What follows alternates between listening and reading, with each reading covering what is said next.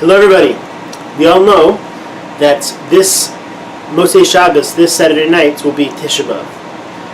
The question is, we know that Tisha Be'av is about mourning the destruction of the Beis Hamikdash, the destruction of the Jewish temple 2,000 years ago. The question is, how can we relate to mourning the destruction of the building? So the answer is, we're not simply mourning the destruction of the building.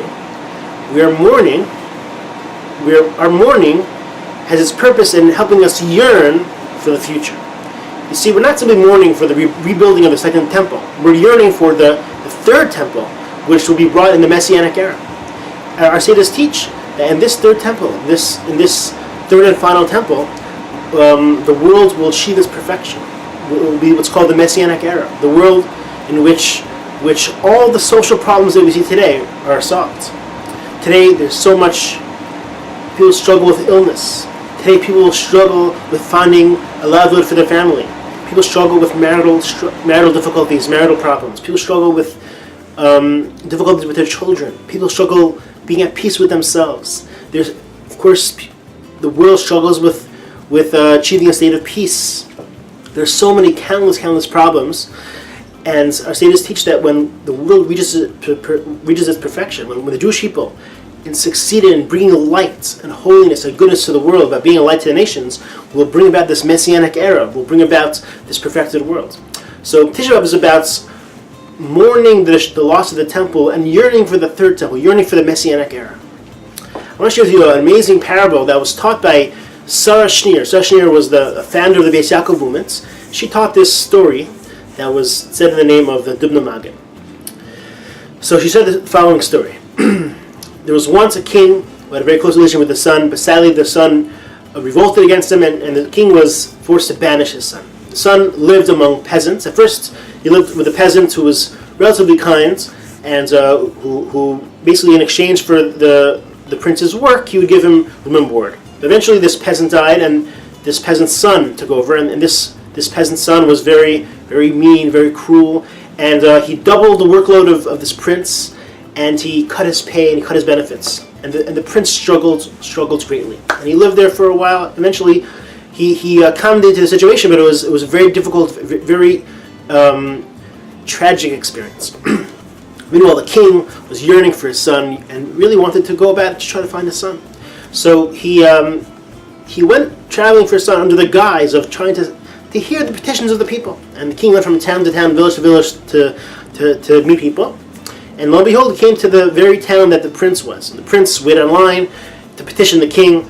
And finally the prince reached his turn, and he saw the king. The king saw him, and the king expected a reunion. And the prince said, "Your Highness, I live with a peasant, and he treats me so poorly. He makes me work extremely hard, and he pays me very little. Could you please help this peasant ensure that he treats me well?" And the king started to cry. The king thought to himself, right?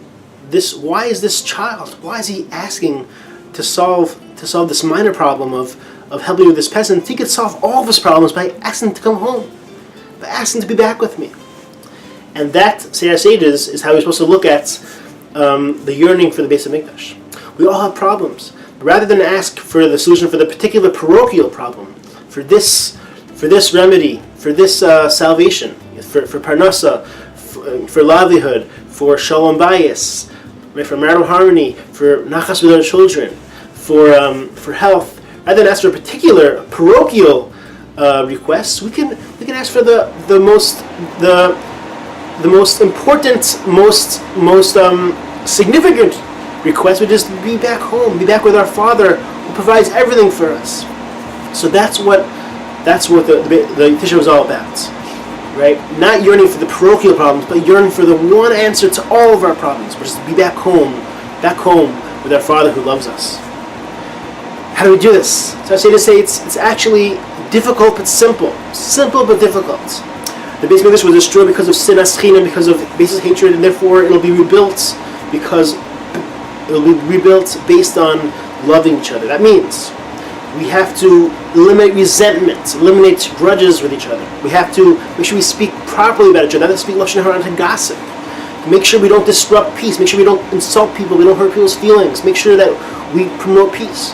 And if we succeed in these working on these mitzvahs, these mitzvahs between man and man, we will indeed succeed in finding the one answer to all of the world's problems: being back with our Father, being back with the King. A very meaningful Tisha Be'av. Let's all both mourn for the past and yearn for the future. Good Shabbos.